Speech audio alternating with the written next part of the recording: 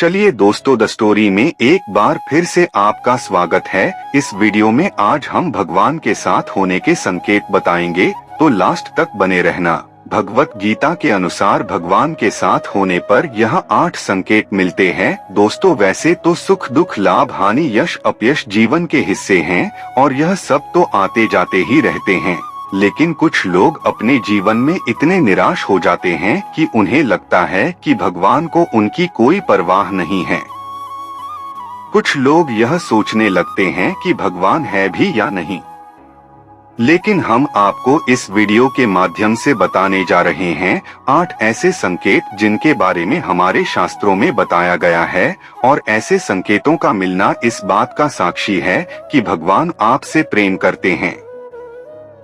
दरअसल भगवान अपना प्रेम सभी को अलग अलग रूपों में दिखाते हैं। भागवत में वर्णन आता है कि पांडवों की माता कुंती भगवान से विपत्ति मांगती हैं। कुंती महारानी कहती हैं कि जब जब हम पर विपत्ति आई तब तक आप हमें बचाने के लिए उपस्थित थे, लेकिन जब आपने हमें हमारा राज्य वापस जितवा दिया तो आप द्वारका जा रहे हैं। इससे अच्छा तो विपत्ति ही हमें दीजिए ताकि आपका साथ हमें प्राप्त होता रहे। इसी तरह जब पांडव भीष्म पितामह के पास जाते हैं तो भीष्म पितामह उनसे कहते हैं कि तुम पांचों बहुत ही शक्तिशाली हो और द्रौपदी तो यज्ञ से उत्पन्न हुई कन्या है, जिसको यह वरदान है कि वह जिस घर में भी रहेगी वहां कभी भी भोजन की कमी नहीं रहेगी। फिर भी तुम लोगों को इतना दुख देखने को मिला, तुम्हारा राज्य छीन लिया गया और तुम्हें अन्याय से वन में भेज दिया गया। तुम्हें जलाकर मारने की कोशिश की गई और क्या क्या षड्यंत्र तुम्हारे साथ नहीं किया गया। भगवान की लीला भगवान ही जाने, न जाने भगवान अपना प्रेम किसको किस रूप में दिखाते हैं।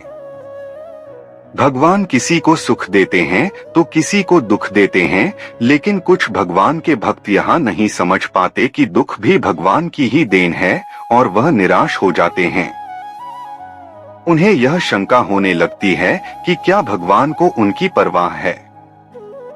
इस दुविधा को दूर करने के लिए हम शास्त्रों में वर्णित 8 ऐसे संकेतों के बारे में बताने जा रहे हैं जो यह बतलाते हैं कि भगवान आपसे प्रेम करते हैं। पहला संकेत है कि अगर ईश्वर आपसे प्रेम करते हैं तो आप जो कुछ भी करेंगे उसमें विफलता मिलेगी। जी हाँ, आपको यह सुनकर अजीब जरूर लगेगा, लेकिन भगवान का साथ जिनको मिलता है उन्हें विफलता जरूर मिलती है।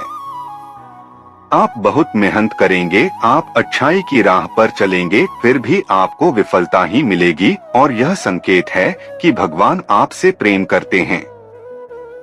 आपको विफलता तब तक देखने को मिलेगी जब तक आप जीवन के सही उद्देश्य को समर्थ नहीं जाते। दूसरा संकेत है कि जब भगवान की कृपा आप पर होगी तो आपको बिल्कुल अकेला महसूस होगा। आपके सामने ऐसी स्थिति आएगी जहां आपको समझ में नहीं आ रहा होगा कि आगे क्या करना चाहिए। आपको लगेगा कि इस स्थिति में मेरी मदद करने वाला कोई नहीं है।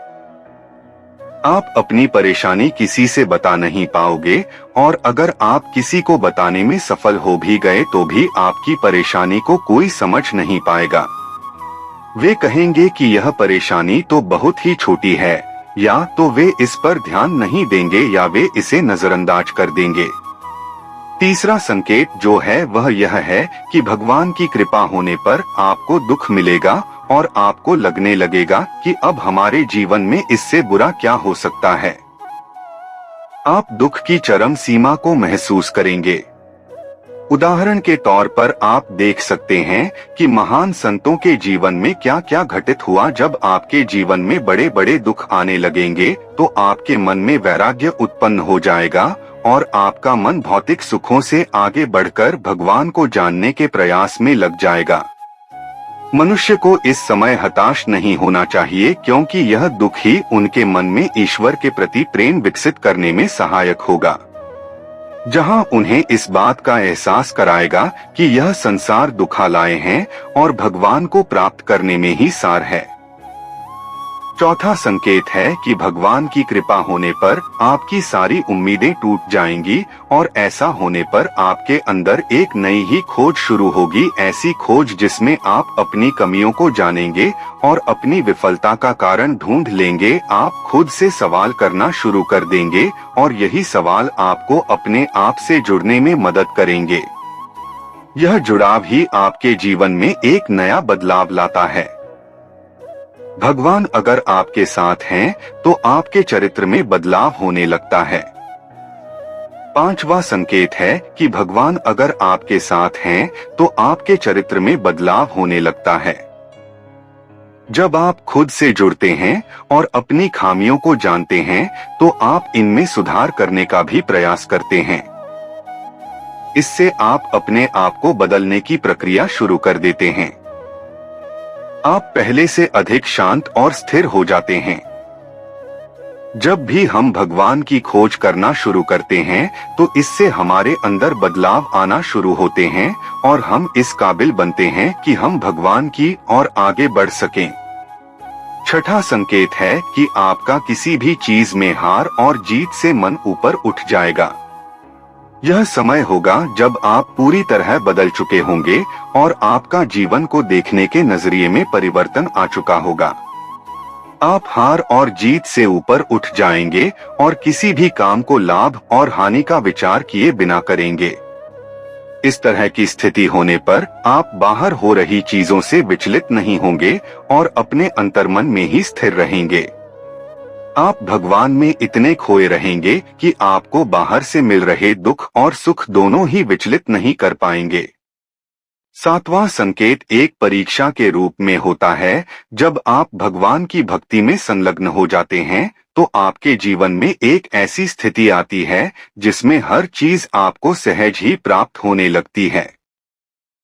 सातवीं संकेत में आपके पास सारे ऐश्वर्य अपने आप ही आने लगते हैं और आपको उसमें आसक्त होने से बचना होता है। आपको सारी चीजें जो संसार में प्राप्त करना मुश्किल है, जैसे कि धन, ऐश्वर्य, मोक्ष इत्यादि सहज ही प्राप्त होने लगते हैं। ऐसे में आपकी परीक्षा होती है कि आप इन चीजों से आसक्त न हो और आपका मन भगवान में ही लगा रहे। अगर आप इस परीक्षा को पास कर जाते हैं, तो आप 8वें संकेत की ओर बढ़ते हैं। 8वीं संकेत में आप भगवान से मिल सकते हैं और उनसे बात कर सकते हैं, जैसे कि आप एक आम आदमी से इस वक्त करते हैं। इस संकेत के मिलने के बाद आपके मन में जरा भी संशय नहीं रह जाएगा कि भगवान आपके साथ हैं या नहीं, क्योंकि आप हर समय भगवान के साथ रहेंगे। दोस्तों, यह थे विभिन्न शास्त्रों में दिए गए कुछ संकेत जिनके मिलने पर आप समझ सकते हैं कि भगवान आपसे प्रेम करते हैं। यह सब सुनने में अजीब जरूर लग रहे होंगे, लेकिन इनका विवरण कुछ इसी प्रकार दिया गया है। भागवत के एक श्लोक में भगवान स्वयं कहते हैं कि मैं जिस पर कृपा करता हूँ उसका धन हर लेता हूँ।